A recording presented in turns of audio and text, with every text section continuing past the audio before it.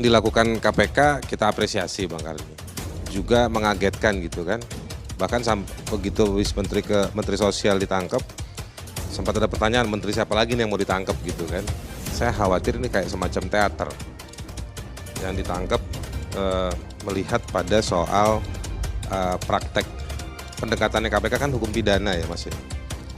Pertanyaan saya begini kan, KPK ini kan nggak ada di semua kota dan kabupaten.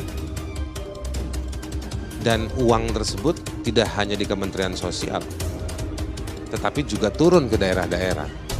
Yang ada di daerah siapa? Yang embedded, yang menempel di daerah-daerah itu? Ada kejaksaan, ada kepolisian, ada juga ombudsman. Di KPK mungkin ada Korsup ya yang melakukan ke daerah-daerah itu. Tetapi ini semua menyatu padunya mengawasinya di mana? Di Perpus 1 yang memobilisasi dan permisif untuk menggunakan uangnya kelihatan jelas.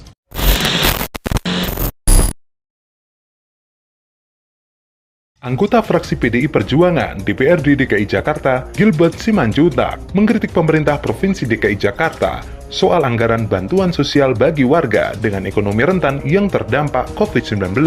Menurut Gilbert, skala prioritas Pemprov DKI Jakarta dinilai buruk karena terkesan kurang mementingkan dana bansos. Apalagi, setelah Menteri Keuangan Sri Mulyani Indrawati menyatakan Pemprov DKI Jakarta tidak lagi mampu memberikan bantuan sosial untuk 1,1 juta kepala keluarga. Gilbert lalu membandingkan alokasi dana bansos dengan pembayaran komitmen fee Formula E 2020. Hilangnya sense of crisis saat Anies tega membayar 207 miliar untuk Formula E. Sementara rakyat kelaparan, DPRD saja rela anggarannya dipotong 257 miliar demi kondisi sekarang. Gilbert curiga Pemprov DKI Jakarta memang kekurangan anggaran untuk pemberian bansos kepada masyarakat. Sampai rapat kemarin tidak ada eksekutif yang berani jawab sewaktu ditanya. Kesan kita memang tidak ada. Gilbert juga mengkritik data bansos dari Pemprov DKI Jakarta disebut tumbang tindih. Data ini sempat dipermasalahkan oleh Menteri Koordinator Bidang Pembangunan Manusia dan Kebudayaan, yaitu Muhadjir Effendi. Padahal, berdasarkan kesepakatan awal dari rapat kabinet terbatas, Kemensos dan Pemprov DKI memiliki target masing-masing penerima bansos. Kesepakatannya, Pemprov DKI akan mengurus bansos bagi 1,1 juta warga di wilayahnya, sedangkan 2,5 juta orang sisanya akan mendapatkan bansos dari Kemensos. Data bansos itu juga menunjukkan tata pamong yang buruk, artinya harus ada data by name, by address, by nick. Ternyata Anies hanya tampil di media tanpa sadar konsekuensi permintaannya. Gilbert juga menyoroti pemberian bansos kepada warga terdampak COVID-19 yang hanya dilakukan 1 kali selama penerapan PSBB. Padahal sedianya bansos tersebut diberikan setiap pekan dalam 1 bulan sesuai janji Gubernur DKI Jakarta Anies Baswedan. Karena akhirnya Pemprov hanya mampu menyalurkan 1 kali dari seharusnya 4 kali. Komunikasi dengan DPRD juga buruk. Ini menunjukkan manajemen dan tata pamong yang buruk. Di sisi lain, Sri Mulyani mengungkapkan bahwa Anies mengaku tidak mampu menyalurkan bantuan sosial untuk 1,1 juta keluarga penerima manfaat di wilayahnya. Bendahara itu menjelaskan, Pemprov DKI Jakarta menyatakan tidak memiliki anggaran dan meminta pemerintah pusat untuk menyalurkan bansos kepada 1,1 juta KPM tersebut. Dengan demikian, beban penyaluran bantuan sosial untuk KPM di Jakarta dibebankan seluruhnya kepada pemerintah pusat.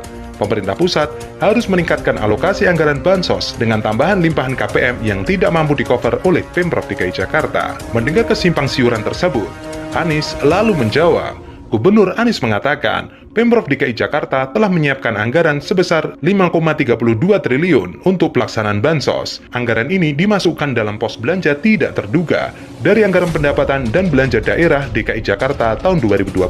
Anggaran tersebut dialokasikan untuk penanganan 3 sektor, yakni penanganan kesehatan, penanganan dampak ekonomi, dan penanganan jaring pengaman sosial. Karena masuk dalam BPT, maka anggaran itu bisa digunakan jika dibutuhkan, termasuk saat pandemi seperti ini. Dapat digunakan sewaktu-waktu apabila dibutuhkan, jumlahnya dapat ditambahkan. Untuk pendistribusian bansos, tahap pertama diberikan kepada 1.194.633 kepala keluarga di DKI Jakarta, berisi kebutuhan pokok untuk digunakan selama 1 minggu. Ia menambahkan, Pemprov DKI Jakarta saat ini sedang dalam proses pendataan untuk distribusi bansos tahap kedua. Pendataan itu dengan mendapatkan usulan dan masukan unsur RT dan RW. Pemprov DKI Jakarta juga mendukung proses distribusi bansos dari Kemensos melalui Dinas Sosial dan Suku Dinas Sosial di masing-masing wilayah DKI Jakarta. Namun, pada akhirnya, Kementerian Sosial tertangkap korupsi bantuan sosial bagi masyarakat terdampak COVID-19. Bahkan, hal tersebut diduga melibatkan Pak Lurah dan juga Madam. Untuk informasi, mantan juru bicara Presiden Kiai Haji Abdurrahman Wahid atau Gus Dur, Adi Masardi, menyebut korupsi bantuan sosial yang diduga dilakukan oleh politikus PDI Perjuangan Juliari Peter Batubara dan sejumlah pihak yang terlibat dalam korupsi yang paling brutal di muka bumi. Selain melihat dari skalanya yang besar, juga bantuan itu dibutuhkan rakyat miskin yang tengah kesusahan di masa pandemi COVID-19. Karenanya, ini korupsi paling brutal di muka bumi menurut saya. Tidak ada yang lebih brutal di muka bumi selain korupsi ini, ujar Adi Masardi. Uang bansos itu merupakan duit pinjaman dari luar negeri yang nanti harus dibayar oleh rakyat. Kemudian, dana itu pun dipinjamkan untuk membantu rakyat miskin yang nestapa terdampak terjangan COVID-19. Yang pertama, uang bansos itu hasil dari pinjaman negara dari negara lain, dari luar negeri, dari Jepang, dan lainnya. Kemudian, alasannya kan untuk membantu orang-orang miskin, tetapi kemudian dirampok, hal yang sangat tercela dalam pergaulan internasional. Korupsi bansos ini dinilai di luar akal sehat karena dari sisi perencanaan sudah dikorupsi sekitar 10-15%. Hal ini terlihat dari sudah mengapungnya nama-nama anggota legislatif yang terlibat di publik.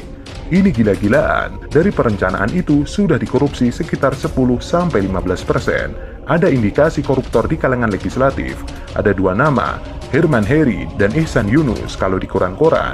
Kemudian, di pelaksanaan dikorupsi lagi, lantas jumlah penerima dari dana bansos di-markup sehingga ini korupsi dalam korupsi. Penemuan yang terbaru ini kan juga bansos untuk orang cacat atau difabel juga dikorupsi. Makanya, susah kita menyebutnya ini makhluk manusia apa bukan.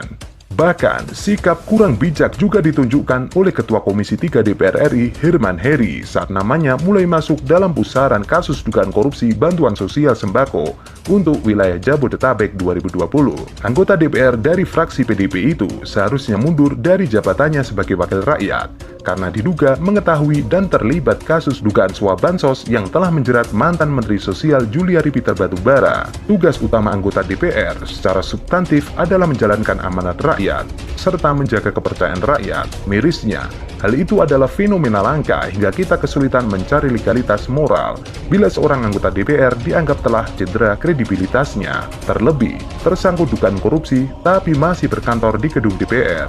Kita prihatin karena dia masih memimpin Komisi Hukum yang mulia.